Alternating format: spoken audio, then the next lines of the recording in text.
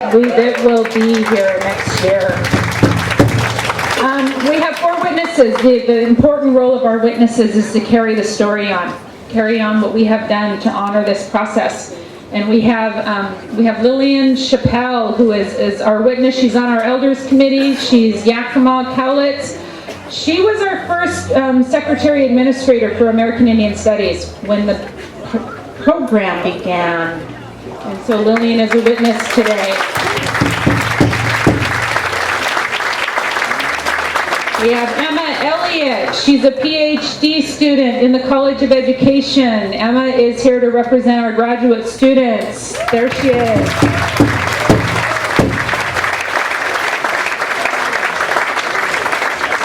We have Mr. Honorable John McCoy here representing our leadership in tribal communities, but also at the federal level, state level, state legislator. I have too many things in my head. I'm sorry. And that Post-it fell off, as one of my elders would say. And then we have Jamie Martin here, an alumni. She's holding us the alumni's witnessing responsibilities here from Snoqualmie.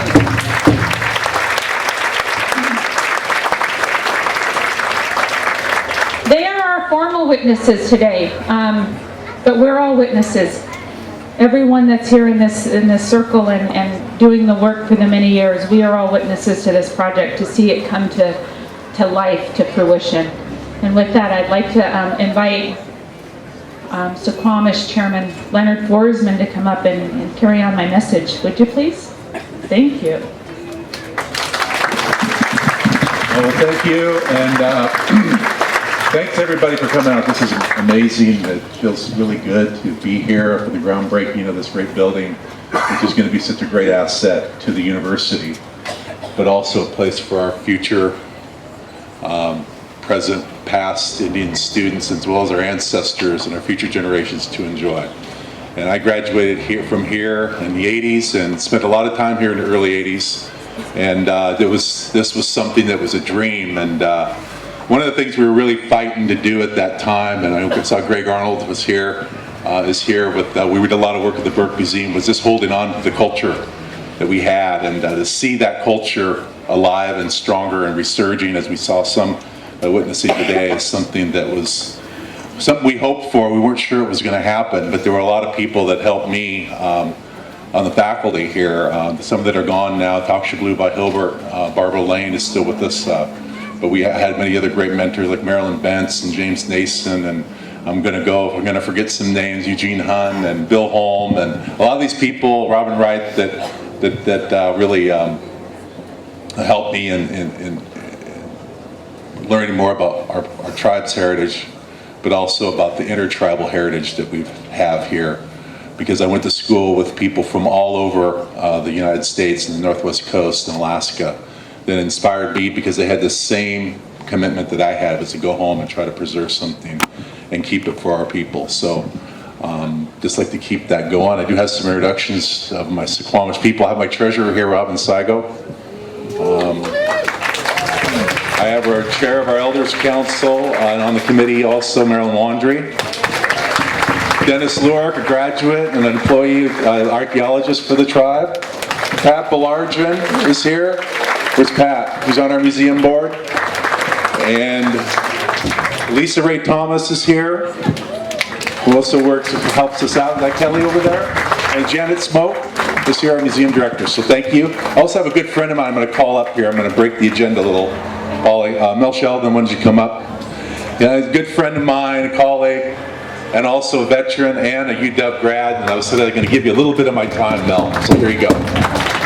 Okay, in the tradition of the way, I have to give him 20 for this opportunity. I want to thank you all for being here, especially all of my elders that are here today. And what a great occasion this is. Now, 40 years ago, I think I was here. I'm not quite sure. I was staying at Landers Hall, and it was actually in 1976. And I'm going to bring a name from the past. I don't know if anybody will remember him, but he was an advisor to all Native American students that came here. Lee Brown. Wherever Lee is, let's give Lee a great big hand there.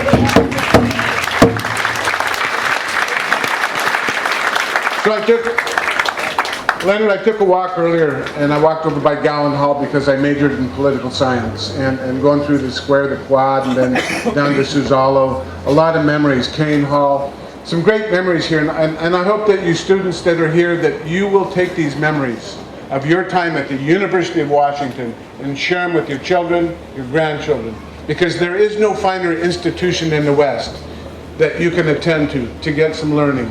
And also I want to say to all of you, I remember when I got here, there were no Native American instructors, very few really, in academic institutions. And today that is changing. With this honoring hall that we are going to have for our Native American students and our larger community, I hope that we see more and more Native American instructors in institutions for our kids. So my hands up to all of you. Osiem Haishka. Thank you, Leonard. Thank you. All right, and I'd like to mention Skyelum over here on the drum, also from Squamish Tribe as well. Thank you. Thank you, Leonard.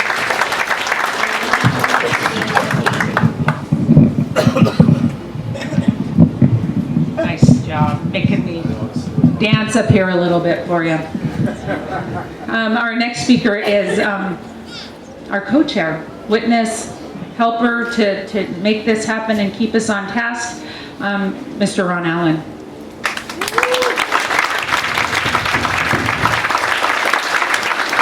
Well, I want to thank you, and without a doubt, this is the beginning of a long journey or the end of a long journey that we have traveled in this trail to make this a reality. You know, this project is about our students. This is about our future leaders. And this university is a city within a city, and it's very competitive, and we want the students to have a place where they feel comfortable, they can feel their culture, they can feel who they are and what they're about, and share stories and share experiences wherever they come from in Indian country. We hold up our hands to the Duwamish people and Suquamish people, you know, the Tulalip and all those who have come from these territories. And this is our homeland. We in the Northwest are very proud people. From Alaska all the way down here to the Northwest and to the East. But we have students from all over in Indian country and Indigenous country. We have guests here from the Maori tribes in New Zealand. And we know we have Indigenous people from throughout the world who come into this great university. So I'm very proud, you know, having worked with Sheila Edwards Lang and Charlotte and Ross Brain, who's picked up, for Julian Argel, for those of you who remember Julian Argel. And you know, we have had many leaders here on this campus who advanced this agenda. We in the Northwest, you know, have worked on a Longhouse project down at the Evergreen College, and over in the Peninsula College over in Port Andrew. And my view is we need a Longhouse in every one of these great institutions that we have, that where all of our students go, whether it's University of Washington or elsewhere. But I'm proud. University of Washington is a world-renowned university, and Indian country is right smack in the middle. This is our territory, and our students are going to be here, and you're going to remember us, always remember us. So I'm very proud. I have an elder here, Elaine Grinnell, I want to introduce, who's on the elder committee. Elaine and all the elders who have guided this project. It's not just about the design, it's about making sure that we are spiritually and respectfully doing this project right, that is consistent with all of our many diverse cultures in Indian country. And I'm just very proud to have been a participant in that effort. Thank you.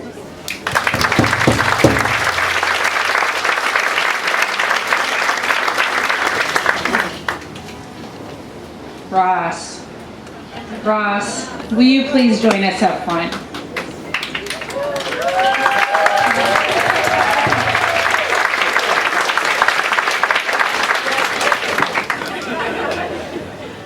Shoda Ajish. I know there's crows up there. Shoda Ajish.